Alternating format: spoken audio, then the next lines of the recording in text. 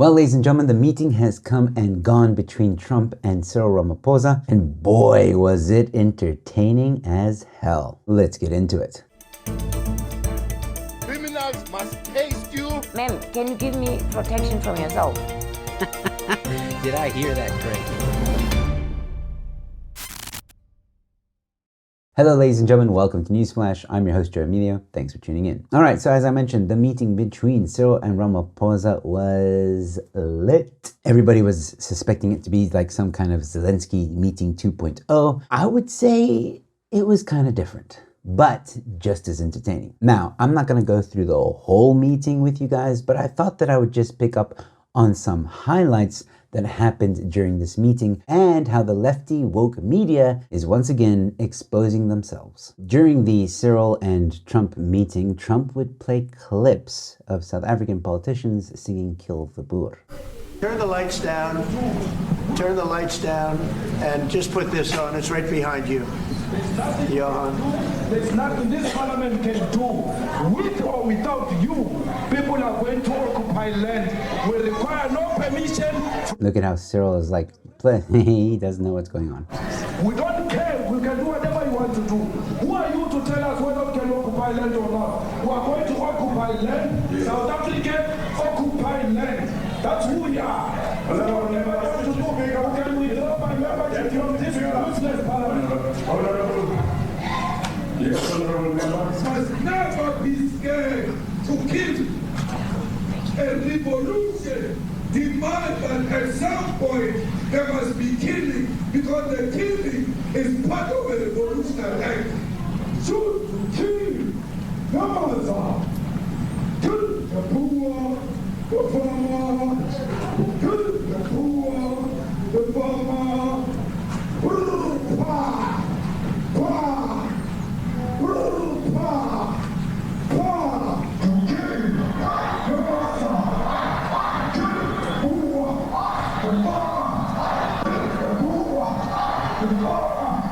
The man of DJ in PE is a white man. So these people, when you want to hit them hard, go after a white man. They feel a terrible pain because you have turned a white man. Not because Mashama and Suri will not be touched. They will be touched, no one. But we are starting with this whiteness. We are cutting the throat of whiteness. Shoot to kill. No master. Kill the brewer, the farmer. Kill the brewer, the farmer.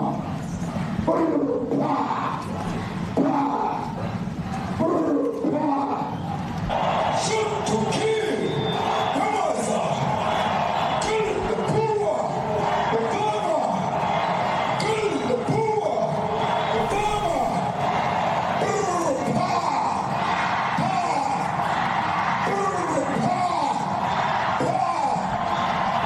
I don't know what's going to happen in the future. I'm saying to you, was not called for the killing of white people, at least for now. I can't ever see the future. Yeah, but, I mean, you understand somebody watching that, especially as it gets shared on Twitter, they freak out. It sounds like a genocide. Very famous clip, this one.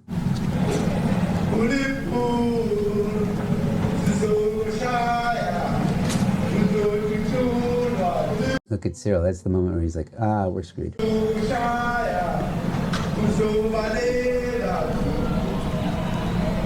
Right now he's thinking, how am I going to explain this away?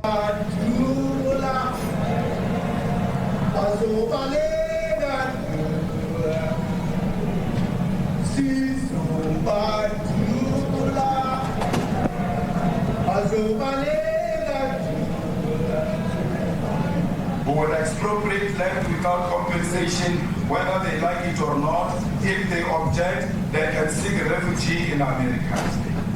What you going to say about this, Cyril? Now this is very bad. These are burial sites right here. Burial sites. Over 1,000 of. Look at Cyril act like he doesn't know that this exists. Cars are lined up to pay love on a Sunday morning. Each one of those white things you see is a cross. And There's approximately 1,000 of them. They're all white farmers, the family of white farmers. Yeah, look harder, boy, look harder. Aren't driving, they're stopped there. Don't pretend like you don't know this exists. Who was killed. And it's a terrible sight. I've never seen anything like it. Yeah, pretty damning evidence that there is a targeted attack on white people or white farmers in South Africa. And this moment, this clip was brilliant by President Trump because he was responding to a question by one of the journalists who said, what's it going to take for you to believe, Mr. Trump, that there is no genocide in South Africa? And then he shows that clip. Now, I want to make it very clear. I'm not saying that there is a white genocide in South Africa, but there's definitely targeted attacks on a tribe, aka the white Afrikaner in South Africa. And there are certain stages to meet the criteria of a genocide. And right now, we are definitely around stage 6 or stage 7. So while we may not be in a full-blown genocide, this country is showing alarming symptoms of a genocide. And President Trump just forced every mainstream media to talk about it. But I'm going to get into what the mainstream media said about all this in just a moment. And like I said, I'm going to go through some highlights. First thing is that it's been reported, and I'm sure many of you have seen on social media, how uncomfortable Cyril was during this meeting. He was squirming a lot. He didn't know how to sit up and down, and he was like this the whole time, and he was moving his hand like this a few times, very visibly nervous. But this was one of the most interesting parts about the meeting, because a journalist asks the president, how do you feel about these words and what this politician says? You'll hear what the journalist says now, but look at the response of Cyril. So you denounced that type of language in the video that you saw? Oh yes, we've always done so. As government, as my own party, they've always denounced that language. The Constitutional Court recently ruled that kill the Boer is not hate speech. And I don't remember Cyril Ramaphosa ever condemning Julius Malema for singing that. He's still a member of parliament. He has been for a long time. And he's a leader of now the opposition party, the Economic Freedom Fighters. And not once has Cyril condemned the singing of Kill the Boer. He is outright lying. Completely opposed to that. We, in 1955, adopted a document which said South Africa belongs to all who live in it. But why wouldn't you arrest that man? That man said, kill the white farmers, kill the white farmers. And then he danced, and he's dancing, and it's kill the white farmers. I'm not sure, but I think if somebody got up in Parliament and started saying kill a certain group of people, he would be arrested very quickly. That man is going all over South Africa, and that's not a small party. That was a stadium that holds 100,000 people, and I hardly saw an empty seat. That's a lot of people. That's a lot of representation. And President Trump has a very valid point. Why haven't you arrested that man? If you say that you don't agree with what he's saying, why hasn't he been arrested? And I just want to bring up something very quickly, because in social media, there's been a lot of different angles of this meeting. And this is the South African delegation. You can see Johan Rupert there in the background, along with some other golfers. Why they were there, I have no idea. They did nothing to bring any kind of substance to the meeting. And all Rupert did was lie. And I'll get into him in a moment. But these guys are, you can see there's Ronald Lamola there. I'm not sure who the other two people are. And they're laughing when President Trump shows this clip. Have a look. Look at the lady in the middle.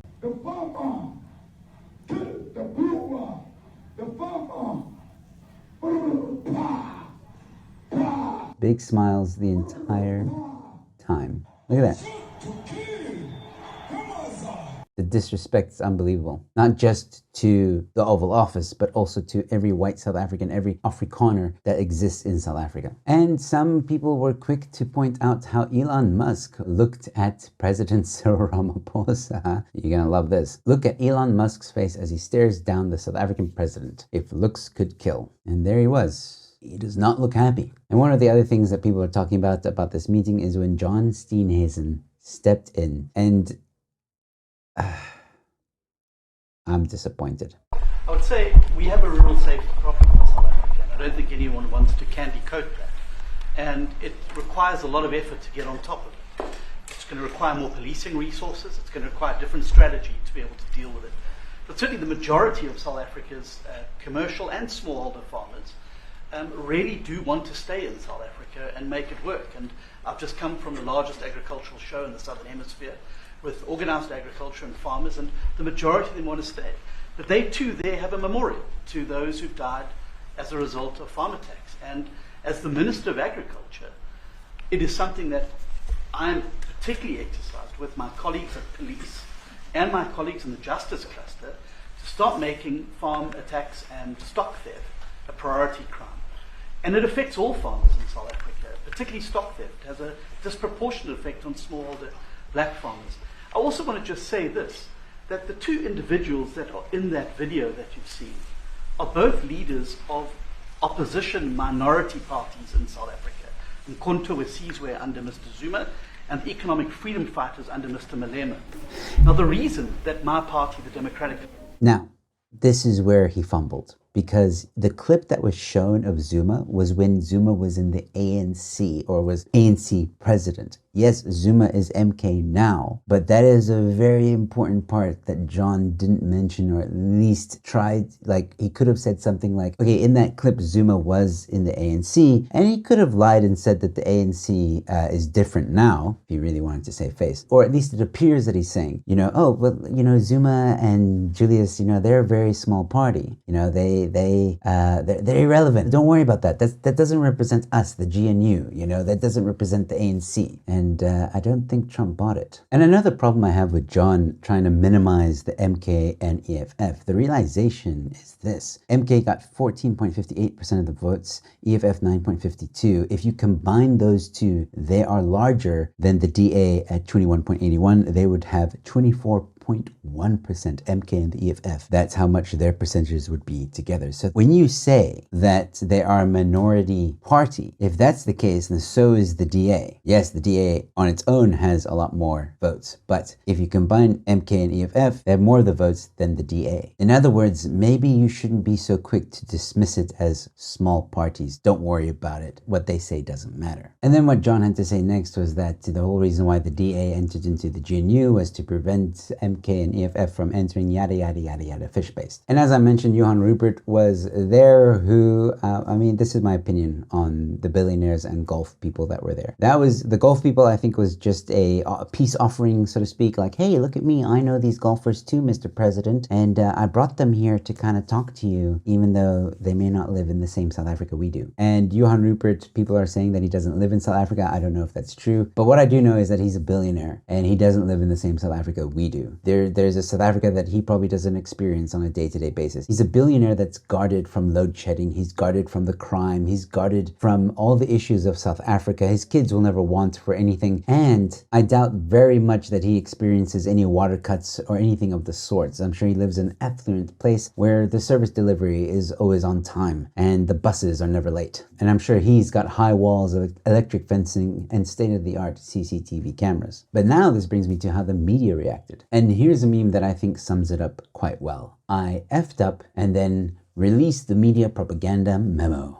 The talking points have gone out. It was an ambush, and you can see all the headlines saying ambush, ambush, ambush. And check out this coordinated message. Look at this. Look, this is unbelievable. The dramatic scene in the Oval Office today, the tense confrontation, President Trump ambushing the president of South Africa. Next, another Oval Office meltdown. President Trump ambushing the president of South Africa.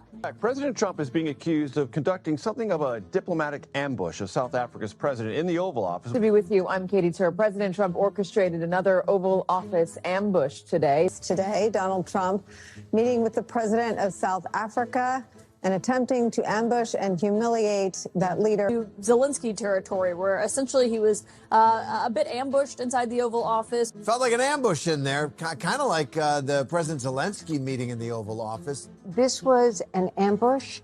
It was orchestrated. Cyril Ramaphosa brought his best diplomatic self to this meeting, but nothing could have prepared him for this multimedia ambush. What started as, to some degree, an ambush. Well, Katie, I mean, it was an ambush. Ambush. Ambushed. Ambush. An ambush. Ambushing. Ambushed inside the Oval Office.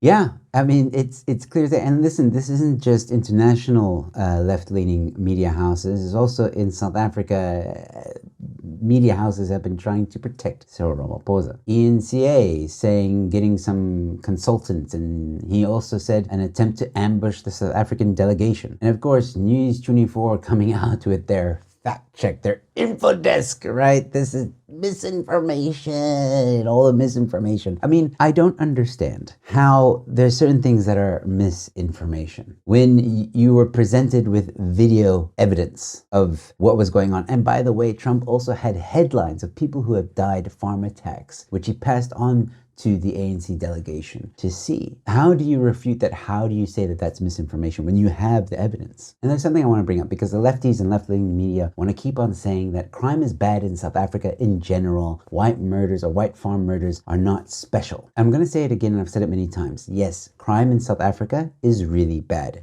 Nobody is arguing that. What we are arguing is that there is a specific group of people in South Africa that are being attacked in the most horrible, unimaginable ways. And it is alarming. What makes farm murders stand out from the rest of the crime that happens in South Africa is the fact that you have politicians going on stage in front of thousands of people and shouting, "Kill the Boer." You don't see this happening with any other crime in South Africa. Nobody is going on stage and saying, "Kill the women, kill the children." And if they were, it would be highly condemned, and that person would probably be in jail by now. That is the biggest difference with the rest of crime in South Africa. You can see that a certain group of people in South Africa are being singled out. And the mainstream media just exposes itself for not even willing or being willing to talk out against farm murders. Instead, they want to try and cover it up and say that, oh, but crime in South Africa is bad. Like, it's not just white people that are being killed, black people are being killed too. Yes,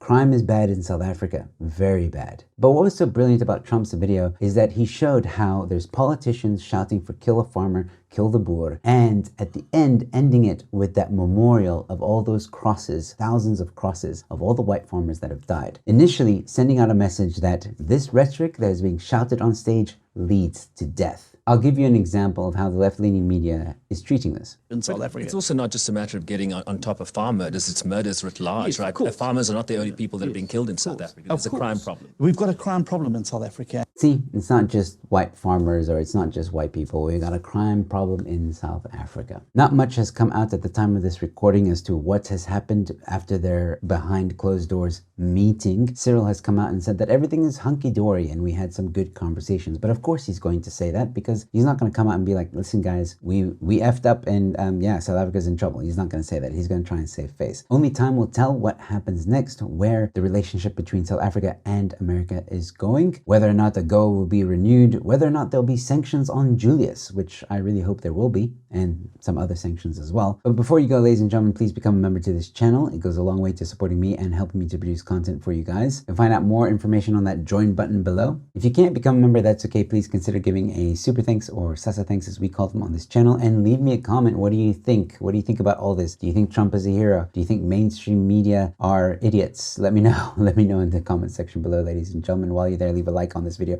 share it far and wide, and subscribe to the channel. I've got more content coming your way. And don't forget, if you're watching this on TikTok, Facebook, X, please hit that follow button and hit that like button, and again, share this far and wide. With all that being said, thanks for watching. Your Newsflash is in.